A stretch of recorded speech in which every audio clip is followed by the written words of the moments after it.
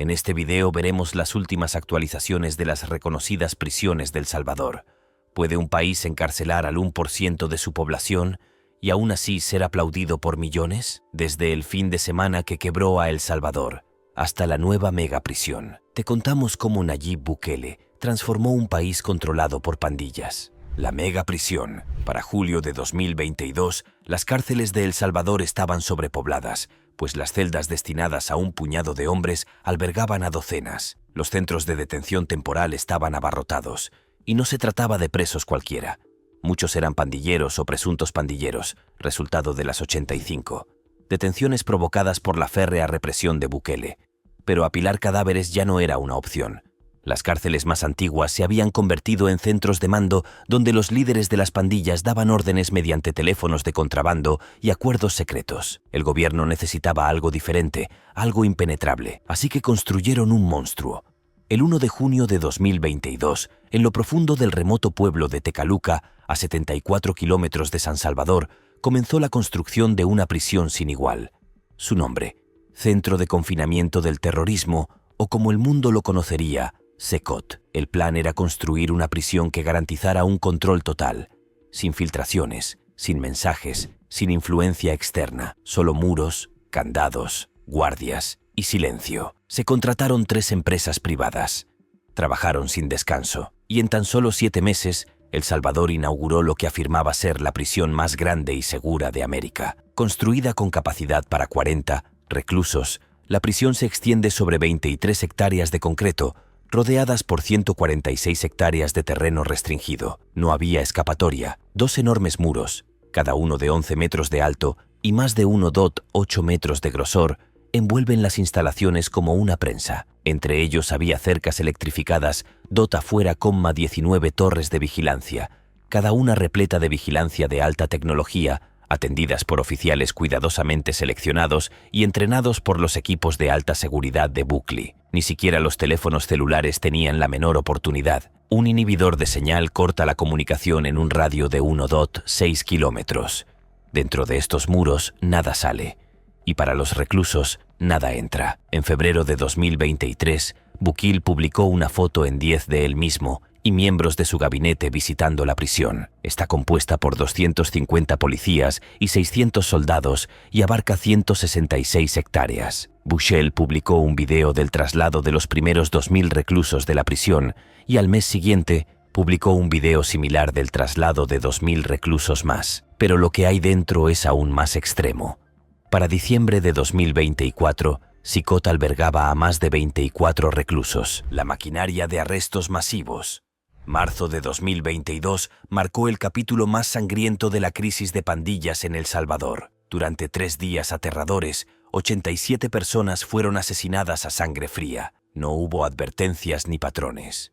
Solo un cuerpo tras otro en ciudades como San Salvador, Santa Ana y Soyapango. Pero el 27 de marzo, el presidente Bukele envió su propio mensaje, más fuerte, más audaz y con el respaldo del poder. Exigió el estado de emergencia.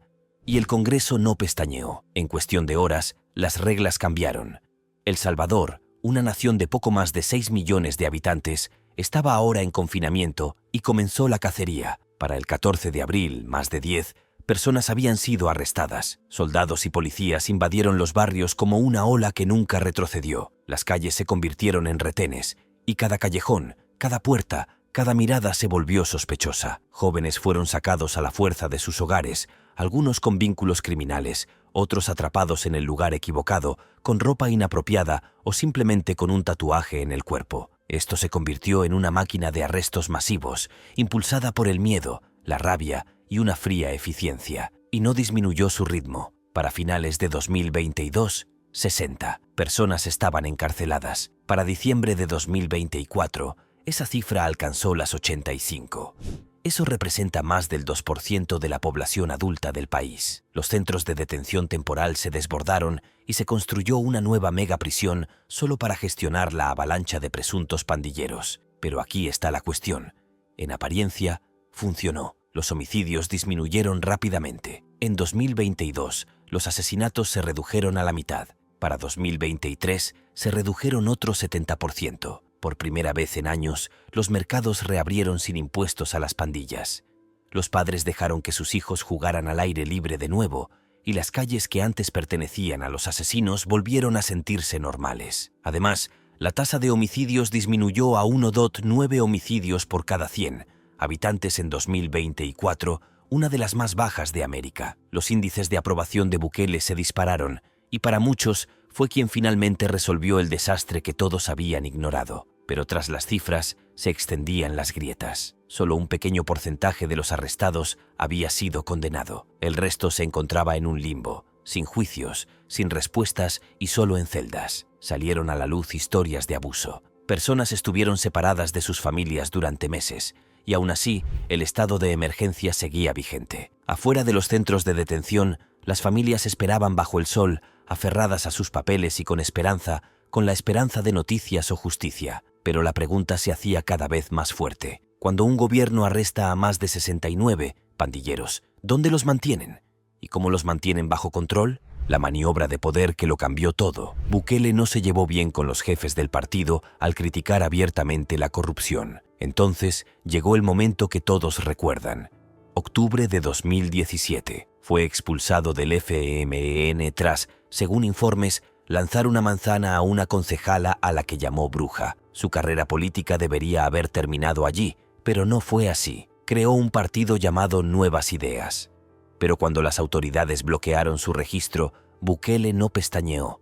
Se unió a Ghana, un partido de derecha más pequeño, y se postuló para la presidencia en junio de 2018. El 3 de febrero de 2019, Bukele aplastó el viejo orden con el 53% de los votos. Arrasó con décadas de poder del FMLN y la arena política. Se convirtió en el presidente más joven de la historia de El Salvador y el primero en casi 30 años sin vínculos con ninguno de los dos partidos principales. Pero ser elegido fue solo el comienzo. El 20 de junio de 2019 lanzó el Plan Control Territorial, desplegando 10 soldados y policías en zonas infestadas de pandillas como Soyapango. Fue una demostración de fuerza, pero su impulso se topó con un muro. Con el Congreso aún en manos de sus rivales, estos se negaron a respaldar su plan. El 7 de febrero de 2020, bloquearon un préstamo de $109 millones para la siguiente fase, acusando a Bukele de turbios negocios con pandillas, aunque nunca se demostró nada. Pero Bukele respondería de una manera que conmocionaría a todo el continente americano. Se presentó con 40 soldados el 9 de febrero de 2020, en lo que se conocería como el 9F. Bukele entró al Congreso con escolta militar y se sentó en la silla del presidente como si estuviera al mando de su destino. Los partidarios rugieron, los críticos entraron en pánico, y ya no se trataba solo de política, sino de teatro de poder. Y entonces llegó el verdadero cambio. El 1 de mayo de 2021, el partido de Bukele arrasó en la legislatura, obteniendo una supermayoría. De repente, nada pudo detenerlo.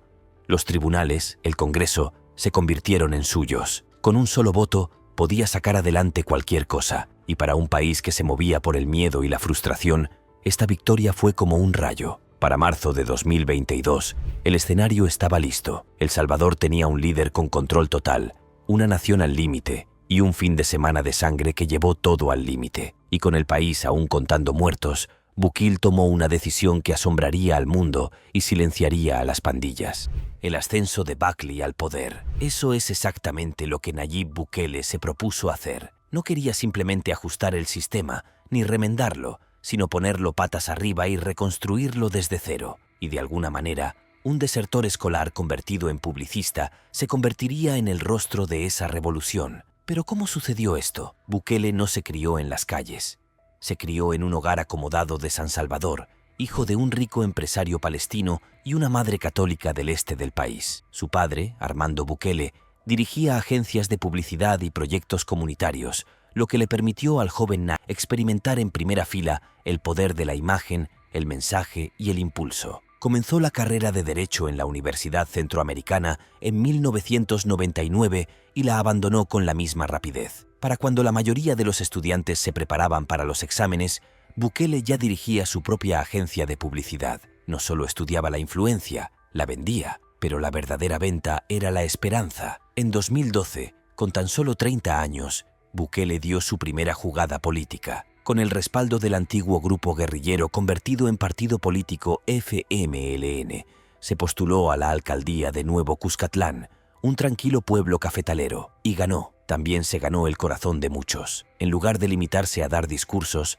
acaparó titulares, donando su salario para becas y desarrollando programas para mantener a los jóvenes alejados de las pandillas. Tenía estilo, arrogancia y una lengua afilada, y en 2015 dio el gran paso.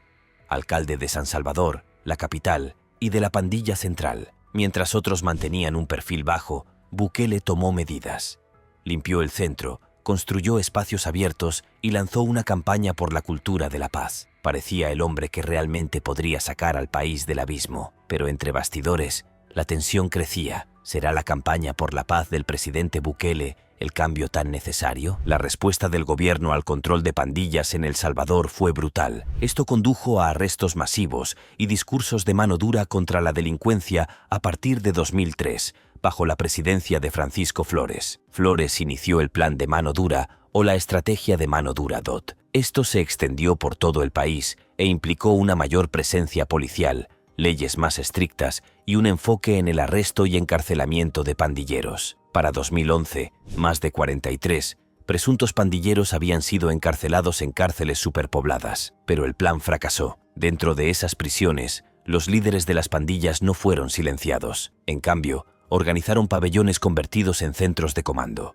Se introdujeron teléfonos de contrabando, se dieron órdenes y la violencia nunca cesó. Esto llevará al gobierno a intentar algo diferente, un acuerdo. En 2012, el presidente Mauricio Funes negoció una tregua secreta con las pandillas. Les prometieron mejores condiciones carcelarias a cambio de menos asesinatos. Y por un momento, funcionó. El 14 de abril, ni una sola persona fue asesinada. Este día fue el resultado de una tregua entre pandillas negociada entre el gobierno, la Iglesia Católica y las dos pandillas más grandes, SRA 13 y Barrio 18. Antes de la tregua, El Salvador experimentaba un promedio de 16 asesinatos al día. La tregua, que duró de marzo de 2012 a mayo de 2014, provocó una drástica reducción de los homicidios. Pero la paz que se compra es paz de prestado. La población estaba furiosa. ¿Cómo podía un gobierno negociar con asesinos? Cuando las promesas empezaron a romperse, también lo hizo la tregua. Para 2014, el apretón de manos se había convertido en un puño. La violencia resurgió con fuerza. Para 2015, la tasa de homicidios alcanzó los 103 por cada 100 habitantes, lo que se traduce en más de 600 vidas perdidas en un solo año. La gente estaba atrapada. Los negocios colapsaron bajo amenazas y las familias tenían demasiado miedo de enviar a sus hijos a la escuela. El Salvador necesitaba algo diferente. No otro plan, sino esta vez una persona, alguien lo suficientemente valiente como para combatir el fuego con fuego y lo suficientemente astuto como para ganarse la confianza pública mientras lo hacía. Ese alguien era Nayib Bukele, y no solo prometió un nuevo El Salvador, se abrió paso a empujones para construirlo. Cómo El Salvador se convirtió en un caldo de cultivo para las pandillas. En 1979, El Salvador estalló en una guerra civil. Durante 12 años, soldados y rebeldes convirtieron los hogares en zonas de guerra y las calles en frentes. Más de 1 millón de personas huyeron, muchas con solo el miedo en sus bolsillos. Y la esperanza se aferró con fuerza. Miles de personas acabaron en Los Ángeles, con familias dispersas en barrios conflictivos, intentando permanecer invisibles mientras reconstruían desde cero. Pero la invisibilidad no es fácil cuando se es pobre, extranjero y joven. Los adolescentes salvadoreños aprendieron rápidamente que encajar podía ser peligroso y destacar, peor aún. Así que formaron sus propios grupos, no para causar problemas, sino para sobrevivir. De este instinto de supervivencia surgió la Mara Salvatrucha, también conocida como MS-13. Poco después, los salvadoreños se unieron a las filas del ya establecido Barrio 18. Al principio, estos grupos parecían escudos callejeros, con círculos cerrados de jóvenes que solo querían protegerse entre sí. Pero con el paso del tiempo, las cosas cambiaron. A finales de los 80, las calles de Los Ángeles estaban cambiando y las pandillas ya no se trataban de defensa. Luego se introdujeron las drogas, la extorsión y la violencia. Luego llegó la ley que lo cambió todo. En 1996, Estados Unidos aprobó una ley que facilitó considerablemente la deportación de inmigrantes incluso por delitos menores. Miles de pandilleros, ya curtidos en las calles estadounidenses, fueron amontonados en aviones y devueltos a un país que apenas contaba con policía, y mucho menos con un plan. El Salvador aún se recuperaba de su guerra civil. No estaba preparado para lo que se avecinaba, y lo que llegó fue estrategia, disciplina y organización. Estos jóvenes deportados estaban entrenados, organizados y eran despiadados. Mis 13 y Barrio 18 se expandieron rápidamente, estableciéndose en lugares como San Salvador y Soyapango. Su discurso para los jóvenes pobres se basaba en dinero, respeto y protección, todo lo que el gobierno no ofrecía. Para 2011, el país se asfixiaba. La tasa de homicidios se había disparado a 71 por cada 100 habitantes, y las pandillas controlaban el sistema. Dirigían redes de extorsión tan brutales que tenían nombres como la renta. Si te niegas a pagar, podrías no regresar a casa. Esto provocó la reacción del gobierno. ¿Pero cambió mucho la situación? Averigüémoslo. El fin de semana que quebró a El Salvador no fue un fin de semana cualquiera. Fue la chispa que puso a todo el país al borde del abismo. En tan solo 72 horas de marzo de 2022, 87 personas perdieron la vida y algo en El Salvador se quebró. Entre el 25 y el 27 de marzo, la violencia arrasó ciudades como San Salvador, Santa Ana y Soyapango. Una a una, las vidas se fueron arrebatando y las familias se despertaron con las sirenas, sin saber quién sería el siguiente. Las autoridades rápidamente se dieron cuenta de que se trataba de una oleada coordinada. Dos de las pandillas más temidas del país, SRA 13 y Barrio 18, enviaban un mensaje y desafiaban al gobierno a responder. Era una respuesta audaz, calculada y profundamente personal. El Salvador, ya agotado por años de tensión, llegó a un punto crítico. Se sintió como un desafío total al mismo sistema que debía mantener a la gente segura. Cundió el pánico al vaciarse las calles y cerrarse los comercios. Las familias se congregaron alrededor de radios, televisores y teléfonos. Desesperados por noticias, la policía acordonó los barrios que se habían convertido en escenarios de crímenes durante la noche. Dentro del Palacio Presidencial, Nayib Bukele actuó rápidamente, pues no iba a dejar que esto quedara sin respuesta. El 27 de marzo, se dirigió al Congreso exigiendo que se otorgaran poderes de emergencia y se respaldaran con acciones. Y el Congreso cumplió. En cuestión de horas, se declaró el estado de emergencia nacional. Se suspendieron las protecciones legales y los arrestos comenzaron de inmediato. Unidades policiales y militares se desplegaron por los focos de violencia pandillera. Se allanaron viviendas y se detuvo a pandilleros, a veces por tatuajes, a veces simplemente por estar en el lugar equivocado en el momento equivocado. A mediados de abril, los arrestos habían superado las decenas de miles. Pero para comprender realmente cómo El Salvador llegó a este punto de inflexión, debemos remontarnos, no solo al inicio de la violencia, sino a la historia que la forjó.